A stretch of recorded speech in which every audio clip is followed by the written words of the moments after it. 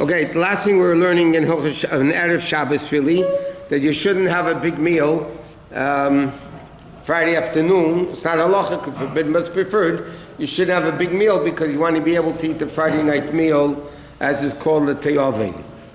Okay, now there's a din, and the Gemara says, it's brought down in Shulchan Aruch, that a person is chayv lahashlim parshiyesev v'matzibur, which means that a person, and really on Friday is the appropriate time to do it, they should be what's called in practical language Maved Sedra. Maved Sedra is you go through the Psukim twice and Targum Unkelis once. It's a Gemara. The Gemara says a person is obligated to complete the Parshi with the Tzibur. That means, like he says, you should read every week the Parsha Shnayim Mikra ve'echot Targum. Okay, it's even alluded to, the Mefarshim say, at the beginning of Parsha Chumash Shmos, it says, Ve'ela Shmos B'nai Yisrael.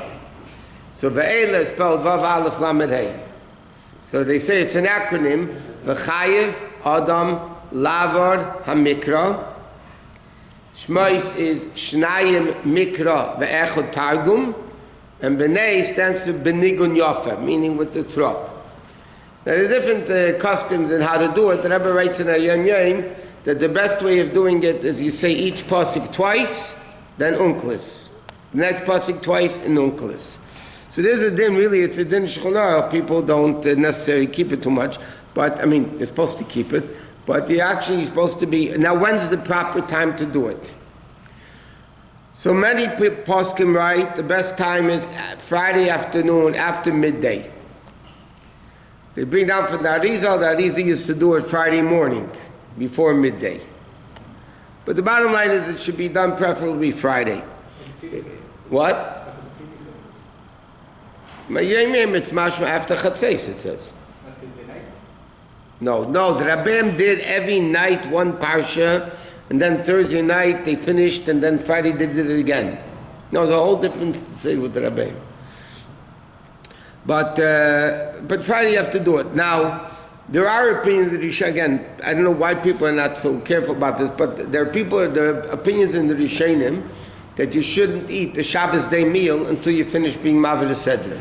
The Rosh that says that, but there are opinions. So, and what happens if you didn't do it Friday, you do it Shabbos. If you didn't do it Shabbos, you have until Tuesday to do it. Wait one second. What happens if you didn't do it Tuesday? Some opinions say you have up to Simchas Torah to catch up. You know, in what? You do the Targum of Rashi, or that would only be... Some poskim write that if you do Chumash and Rashi, you fulfill the obligation also. But they write, what happens if you only have a Chumash, you don't have a Chumash with Targum, with Unklis. So you say twice the pasuk, and then later when you get a Chumash with Unklis, you say Targum Unklis. During the day, right? It has to be during the day or the next day?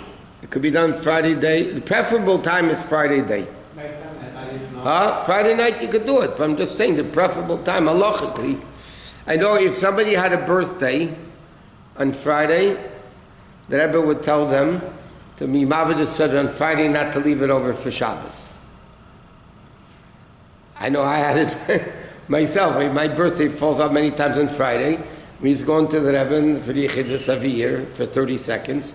But the Rebbe would say, when he was telling you, about the Minhagim, he would say, and just make sure you do Maved Sedra on Friday, and don't leave it for Shabbos. Because that's the appropriate time, is really Friday morning or Friday afternoon. Is it correct that you are not supposed to have bread on Fridays? No, late, Friday afternoon, late, after 9.5 hours into the day, it says it's not forbidden. It's better not to eat bread, because bread is a meal. So, because then you're not going to be able to eat Friday night with the proper appetite. Now, some people also have a minig, but generally speaking, it says you shouldn't talk by Maved Sedra until the end. Some people also have a minig of saying Shir Hashirim, Friday night, before Kabbalah Shabbos. Many people say Shir Hashirim. By Chabad we don't do it. But there's an interesting story with the Magid, the Mizritcha Magid. B'chlal, in Kabbalah it says that Friday night is what's called Dormita de Zah. Zah, the 6 feet, is Chesed Gurta, is called Zer Ampin Zah. So Friday night is what's called Dormita de Zah, when Zah goes to sleep. Because, and you have this on Rosh Hashanah, you have this on Shabbos, that like the night of Rosh Hashanah it says, Elokus leaves the world, and then it comes back, Rosh Hashanah morning when you blow shofar and you say the Psukim of Musaf. So it says in Kabbalah also, the Friday night, because Hashem stopped creating, so the Chayas of the world leaves, it comes back Shabbos morning, whatever. So it says in Kabbalah, Dormita de Zah, Friday night is the time of Dormita de Zah. So the many tzaddikim that would automatically fall asleep Friday night.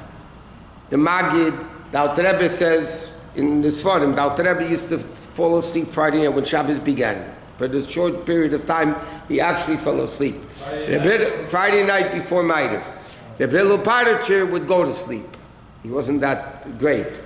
So the story is told, the Magid was once sleeping Friday night, and his students were saying Shir HaShirim in a nearby room. Now it wasn't because they were screaming, and so the Magid sent out the Shamas to tell the Chassidim that their Shir HaShirim is disturbing his sleep. Now it means, to take it into proper perspective, it wasn't because they were screaming and he woke up. When his Talmidim were great tzaddikim, when they said Shir HaShirim, there's a lot of commotion going on in the heaven. And that commotion in heaven was disturbing his sleep on Friday night. So when they tell over the story, the Rebbes that tell over the story tell that it seems, a given, that the Magid sleep Friday night was accomplishing more than their Shir HaShirim was. But he then saying Shir HaShirim because he told him to stop saying Shir HaShirim because it was disturbing his sleep. Stam, it was the Rebbe's share stories, but okay. Now, by the way, it's interesting. In the olden times, they used to actually do Mavid Seder from a Sefer Torah. You used to take out a Sefer Torah and do Mavid Seder.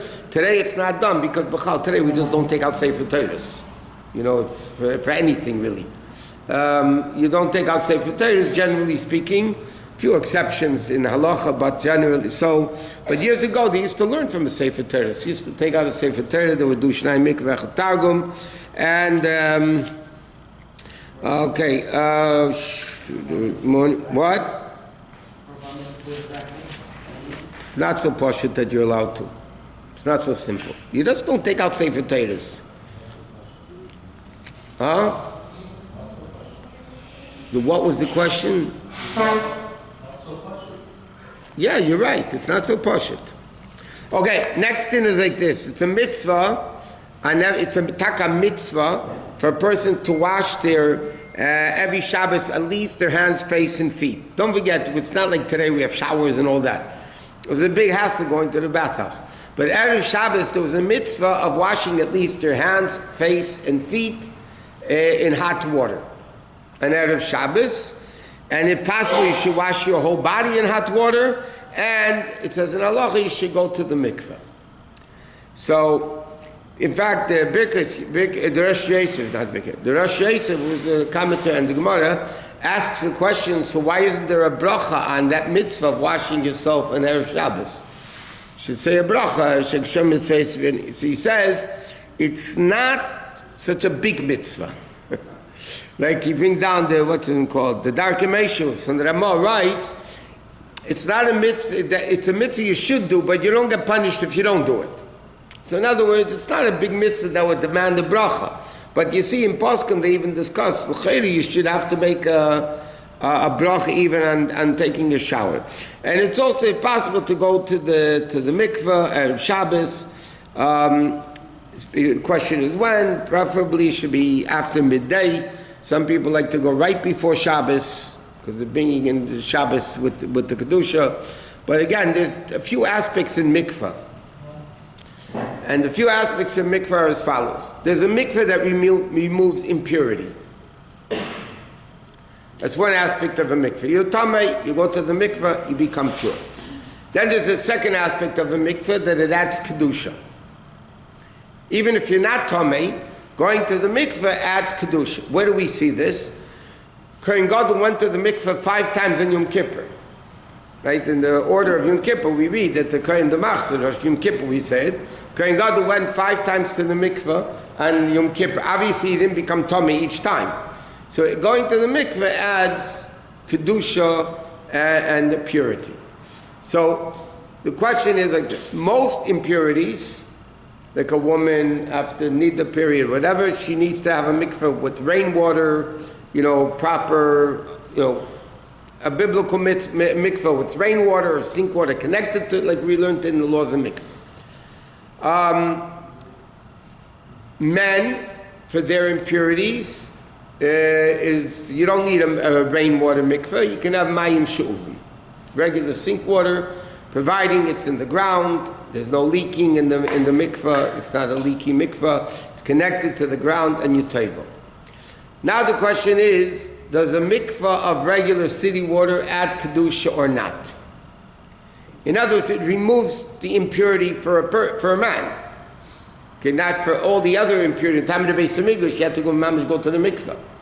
In fact, in the time of the Bais Din, it was chayiv, it was an obligation for a person to purify himself in a mikveh, because they had to go into the Bais Din, bring the korbanos. If they were tummy, there would be capital punishment. So they would have to go to the mikveh. But the question is, in Poskim, the Chreinim talk about, does mayim she'uvim, does that add kedusha or not?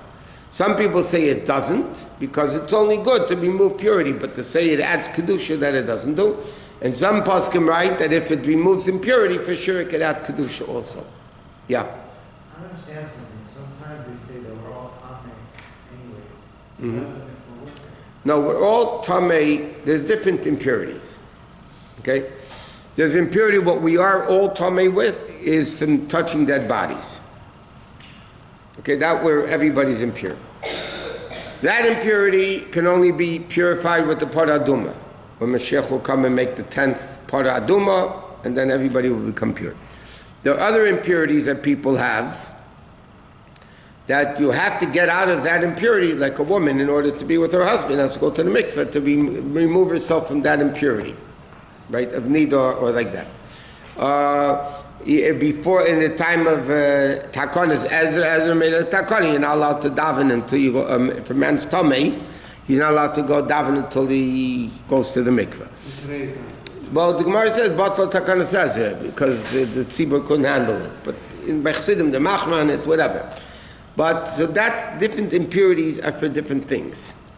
So this that we're all tamei today, because if somebody went to a funeral and they touched the coffin, let's say, right? So they became tamei.